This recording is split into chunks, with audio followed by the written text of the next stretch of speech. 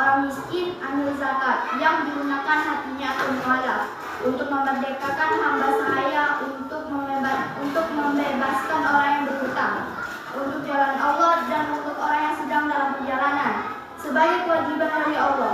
Allah Maha Mengetahui, Maha Bijaksana. Ya, silakan juga sudah bayar aku. Terima kasih.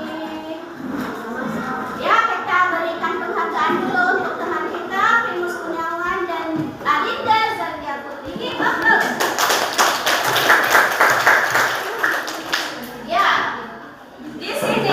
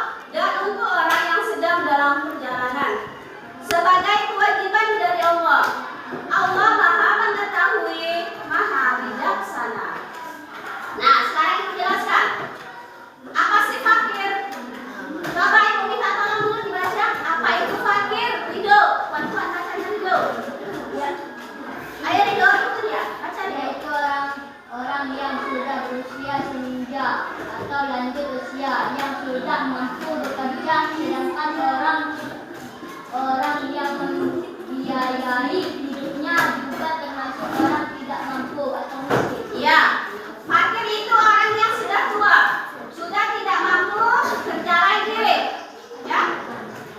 Dan yang membiayai hidupnya pun orang yang kurang mampu. Miskin. Selanjutnya ini miskin. Baca adik. Kuat-kuat anak. Miskin yaitu orang yang masih mampu bekerja, namun hasil pendapatannya belum mampu memenuhi kebutuhan hidupnya dan keluarganya. Oke, lanjut. Amil. Amil itu apa? Nah, coba tolong dibaca dulu Fitri. Amil tadi anak ya.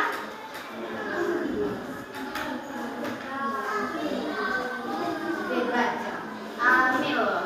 Baca Fitri. Amil apa nak? Orang-orang yang bertugas mengumpulkan zakat lalu membagikan hasil zakat kepada orang yang zakat. Oke. Amil ini adalah sekelompok orang yang ada di masjid. Tugas mereka mengumpulkan zakat lalu membagikan hasil dari pengumpulan zakat itu kepada para mustahik zakat. Selanjutnya mu'alaf. Mu'alaf itu apa? Owen, tolong nak dibaca nak. Yaitu orang yang pada awalnya beragama dari Islam atau non-Islam dan Muslim. Lalu Allah memberi hidayah dan dia masuk agama Islam. Oke, mu'alaf ini awalnya dia beragama selain Islam. Bisa jadi Kristen, Katolik, Protestan, Hindu, Buddha dan lainnya. Allah beri hidayah dan dia masuk Islam. Ya, selanjutnya hamba sahaya.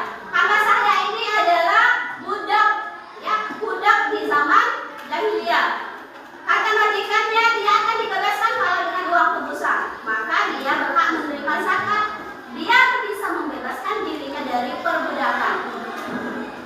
Ya, lanjut. Gorim. Gorim itu orang yang berhutang nak. Dan hutangnya itu bukan untuk maksiat kepada Allah. Serta dia sudah tidak sanggup lagi membayar hutangnya itu. Maka si gorim ini berhak mendapatkan bagian dari hasil zakat. Selanjutnya nomor 7, fisabilillah, yaitu orang yang berjuang di jalan Allah. Yang terakhir, ibnu sabil, yaitu seorang anak yang menuntut ilmu di jalan Allah, sedangkan orang tuanya kurang mampu untuk membiayainya. Ya, anak ini semangat sekolah, nak, tetapi orang tuanya tergolong orang yang kurang mampu. Oke, dari penjelasan ibu hari ini, adakah yang mau bertanya dari anak-anak semua? Ada yang mau bertanya? Boleh, silahkan. Ada tangannya? Tidak. Kalau tidak, alhamdulillah berarti anak-anak itu sudah paham ya dengan materi yang ibu berikan.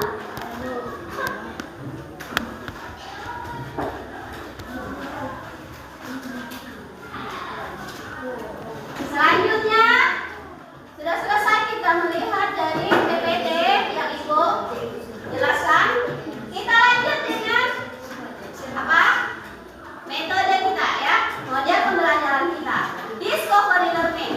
Kita akan diskusi. Oke, diskusi. Paham diskusi? Oh iya, udah biasa anak-anak ibu diskusi ya. Nah, sebelum kita diskusi di sini ibu akan melihatkan video biar menguatkan apa yang sudah ibu jelaskan. Silakan. Dia membayar zakat, tetapi submaterinya adalah orang yang berhak menerima zakat. Sebelum masuk ke pembelajaran, jangan lupa subscribe dulu, pencet tombol like, kemudian share channel Guru Cerdas. Bagi kamu yang belum menyaksikan materi sebelumnya, silahkan lihat di playlist ya. Oke, kita masuk ke pembelajaran. Orang yang mengeluarkan zakat disebut dengan muzaki. Sedangkan orang yang berhak menerima zakat disebut mustahik atau mustahik zakat. Allah Subhanahu wa Ta'ala telah menetapkan golongan orang yang berhak menerima zakat dalam firman-Nya di dalam Quran surat At-Taubah ayat ke-60. A'udzu billahi minasyaitonir rajim. Innamas shadaqatu lil fuqara'i wal masakin wal 'amilina 'alaiha wal mu'allafati qulubuhum wa fir riqabi wal gharimina wa fi sabilillahi wa ibnis sabili fariidatan minallah wallahu alimun hakim. Yang artinya sesungguhnya zakat itu hanyalah untuk orang-orang fakir, orang-orang miskin, pengurus-pengurus zakat, para mu'alaf yang dibujuk hatinya untuk memerdekakan budak, orang-orang yang berhutang, untuk para pejuang di jalan Allah, dan untuk mereka yang sedang dalam perjalanan, sebagai suatu ketetapan yang diwajibkan Allah, dan Allah Maha mengetahui lagi Maha bijaksana. Kita bahas satu-satu ya. Yang pertama adalah orang fakir, yaitu orang yang amat sengsara hidupnya, tidak mempunyai tenaga dan harta untuk memenuhi kebutuhan hidupnya. Contohnya adalah gelandangan, pengemis yang tidak memiliki rumah ataupun pekerjaan tetap. Ini termasuk ke dalam orang fakir. Yang kedua, orang miskin, yaitu orang yang tidak cukup penghasilan untuk memenuhi kebutuhannya sehari-hari. Mungkin punya rumah, mungkin punya pekerjaan, tetapi hasil dari pekerjaannya itu tidak mencukupi untuk kebutuhannya sehari-hari. Nah, ini kita sebut sebagai orang miskin. Yang ketiga adalah pengurus zakat atau amil zakat, yaitu orang yang diberi tugas untuk mengumpulkan dan membagikan zakat. Yang keempat, mu'alaf, yaitu orang yang bukan Islam atau Muslim yang berkeinginan masuk Islam. Untuk masuk Islam, dan orang yang baru masuk Islam yang imannya masih lemah. Jadi yang dimaksud mu'alaf di sini itu adalah orang yang ada keinginan untuk masuk Islam tetapi masih lemah sehingga perlu dibujuk. Nah, seperti itu ya.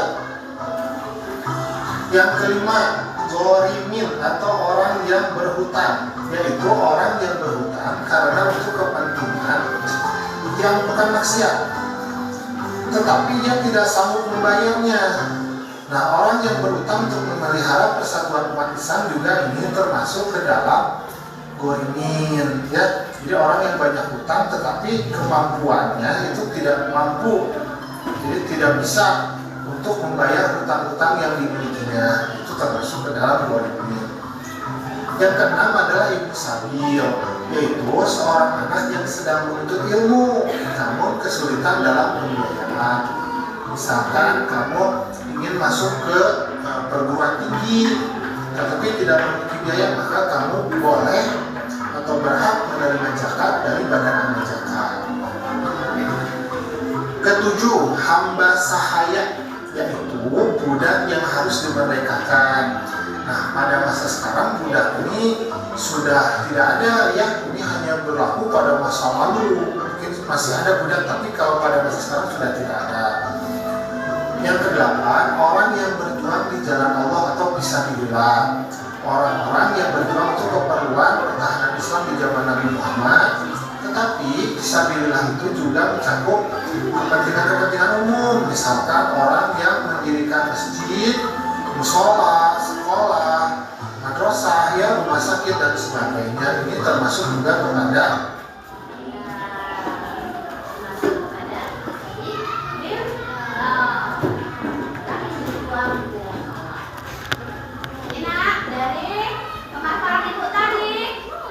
siapa yang belum paham dan silakan bertanya, ajukan pertanyaan. Sudah paham semua? Oke, kita lanjutkan diskusinya. Silakan buka Al-Quran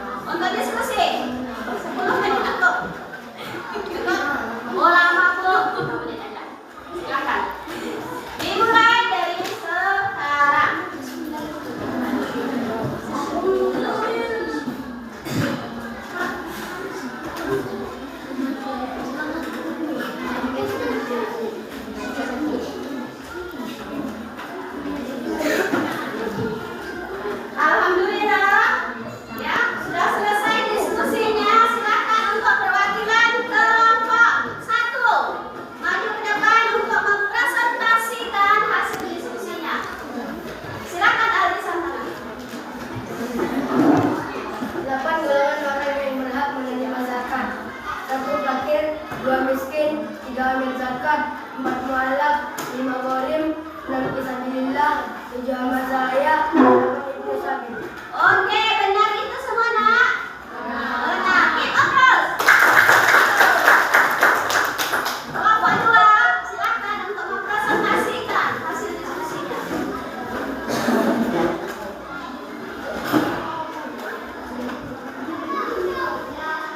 Adalah kronologi tarik zakat. 1 fakir, 2 miskin, 3 amil zakat, 4 mu'alaf, 5 gharim, 6 fisabilillah, 7 hamba sahaya, 8 ibnu sabil.